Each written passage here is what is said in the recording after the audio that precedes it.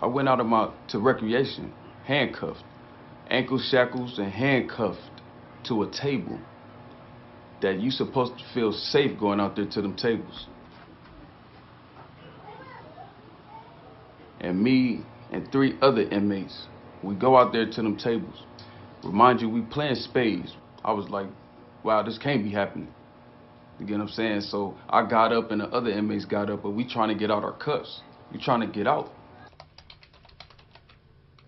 Our heart goes out to the victims in this case. Yes, Mr. Rinke's in prison for life, but these inmates, these gentlemen that were there, regardless of whatever reason they were in prison, they have a right to be protected.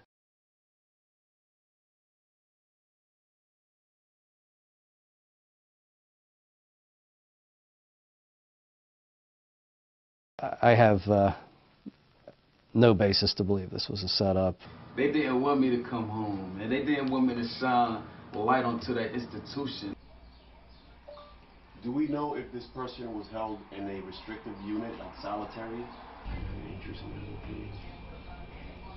What's taking them so long to get there?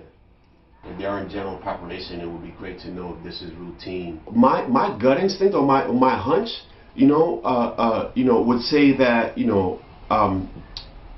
that the correctional officer failed to do their job that day, and as a result, this incident could have been completely preventable.